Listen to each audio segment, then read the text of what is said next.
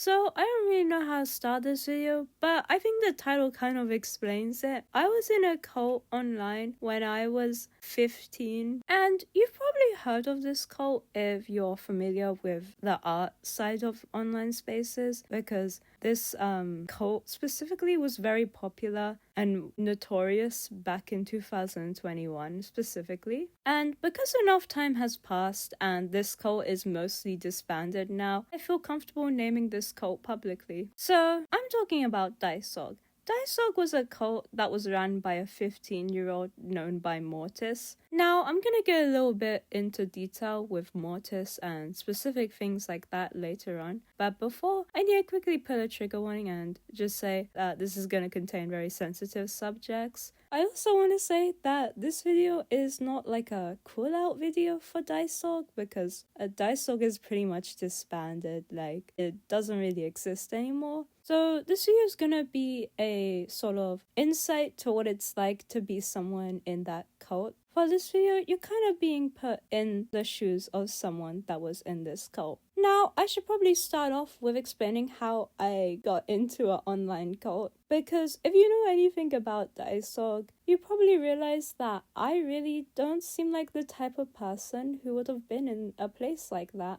Because, well, Dice was known for various things. It was known for being a self-harm cult, a place where children got exploited. Like, a lot of messed up things were happening there. And so, let me explain how I got into Dice. So, at the age of 14, I had the displeasure of meeting my abuser, who immediately started exposing me to problematic content after I had told him about my trauma.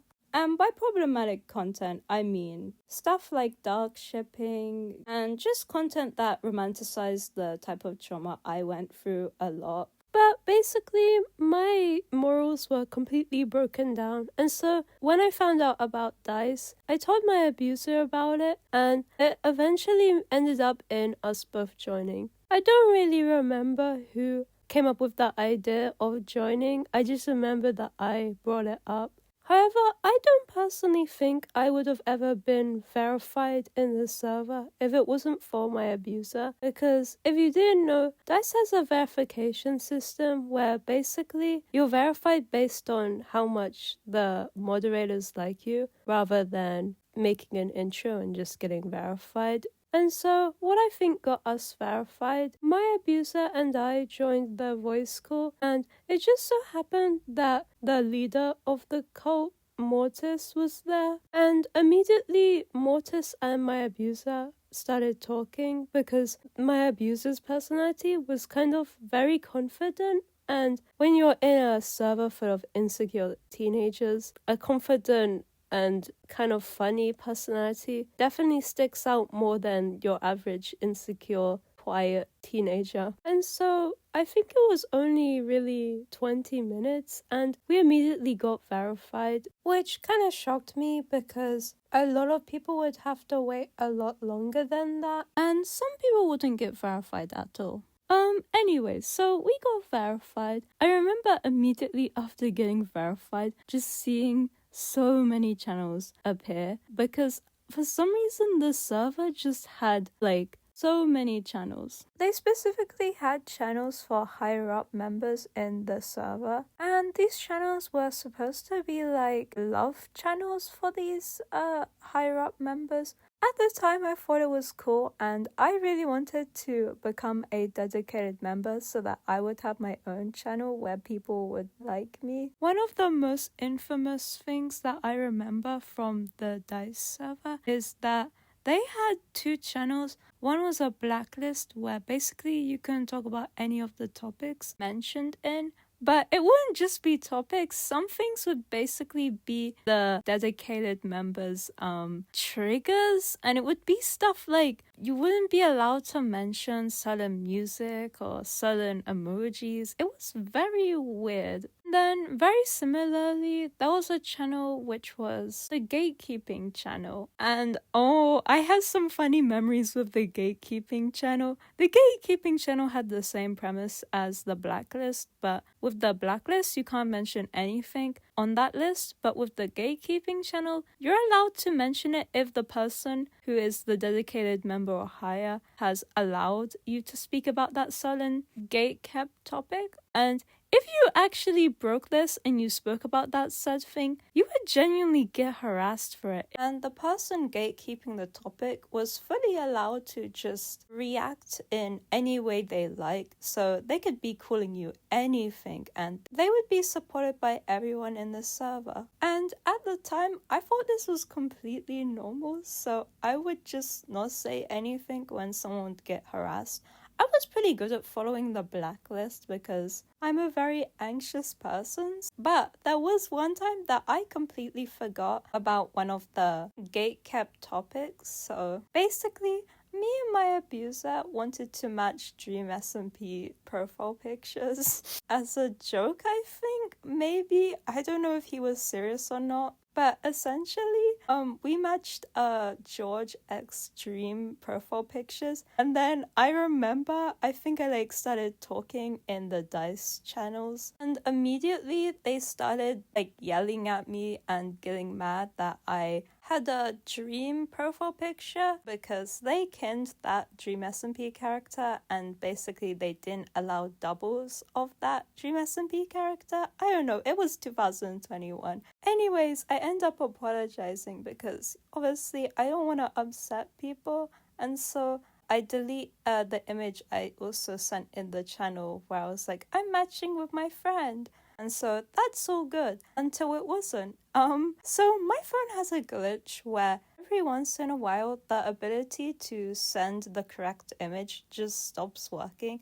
And so I tried to select an image to send to people in the channel and my phone glitches and sends the same shipper of these two Dream SMP characters and the person tweaks out and I immediately delete it and I apologize and explain my phone glitch and I try to send another image and then it sends the same image again. I was absolutely mortified. I thought I would see God. I was so scared. I still have the messages of me texting someone about me freaking out over my phone glitching and sending all the wrong images. And I was genuinely distraught over a Discord server and how these people in a Discord server would perceive me for breaking one of the rules. And even though the server was a cult, I had still made friends there that I respected, and I was terrified that they would all hate me for breaking one of the rules. But luckily for me, it ends up blowing over and they accept my apology. Now, the next topic I want to talk about is the perception of Daisog from the outsiders who were not in the cult, because a lot of outsiders did not really fully understand how Dice actually functioned and the environment within Daisog. So allow me to give you some insight. So Daisog was actually mostly rage bait, and obviously the rage bait that they did was not acceptable or funny in any way possible. Basically, a lot of members would lie about doing really heinous things to gain more attention to the cult. And whilst I'm saying that a lot of things were rage bait or for attention, this server was still a cult and rage bait was actually a part of the manipulation. Basically, they would rage bait about very serious things so that you would think that if you joined Dice, you were immediately going to get doxxed and insulted. But when you first join the server, people are relatively civil, and so it kind of makes you want to give the server a benefit of the doubt. And you start thinking, wow, those YouTube videos on this cult really exaggerated how people are here. People are actually really nice here.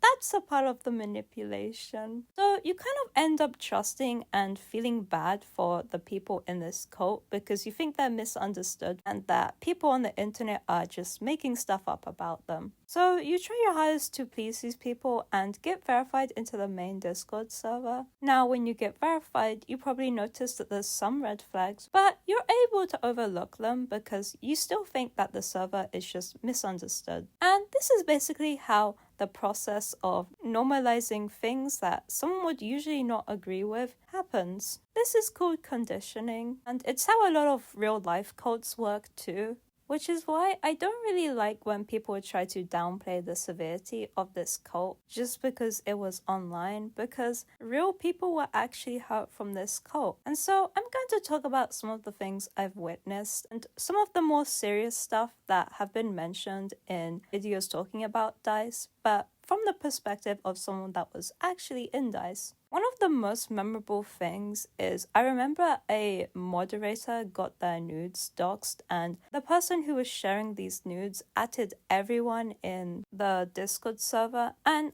I don't know what this person allegedly did to get their nudes leaked, but knowing Dice, it was probably something very small. Anyways, I remember everyone was mostly in support of this person getting their nudes leaked, which is awful because in regular society that would be completely looked down upon, and everyone would be telling the person who leaked their nudes that they were in the wrong. But because it was Dice, that was not the case. I remember specifically I was telling them that this was wrong and that you shouldn't be leaking that sort of thing of people, and the only reason why I wasn't severely harassed for speaking up was because I by then had the dedicated role, so my opinion was kind of tolerated, but still people were disagreeing and being like, no, it's Dice, we can leak this stuff if we want to. That instance definitely made me very scared to share anything personal about myself, which was probably for the best. Moving on, let's talk about another thing that was in Dice. There was a self-harm channel.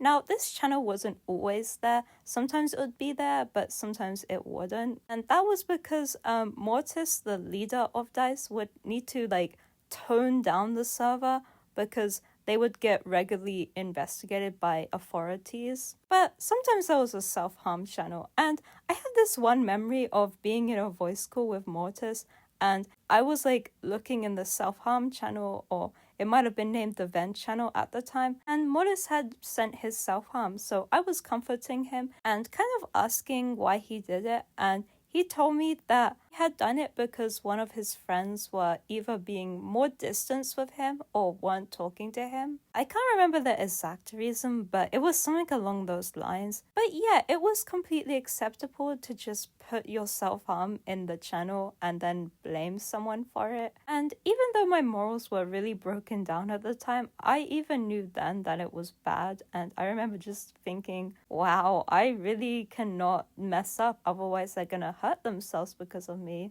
And I know some people watching this are probably wondering if I was friends with Mortis or not, and my answer to that is I don't actually remember if we were friends or not. I had the dedicated role and was pretty well liked by him, but I actually do not remember the extent of our friendship or anything like that. Oh, I don't think I've mentioned this yet, but Mortis was kind of like a god and was worshipped by the people in Daisog, and it was really weird, but because my brain was so broken down from everything around me, I kind of started to lose contact with reality, and I even started to believe myself that maybe this random 15-year-old is actually God. And so when I saw all of the people worshipping him and making shrines of him, I didn't question it. I thought that this was rational and okay. I stopped caring when I heard that people were doing all of these awful things to worship Mortis. I didn't care that people were cutting themselves and carving the cult symbols into their skin. I didn't care that people were getting mass harassed from these people and people were getting doxxed. It felt so normal to me, and it's kind of scary how someone's morals can be broken down so easily by a cult. And this is why I kind of believe it's always important to speak up if it's safe to, because without people caring,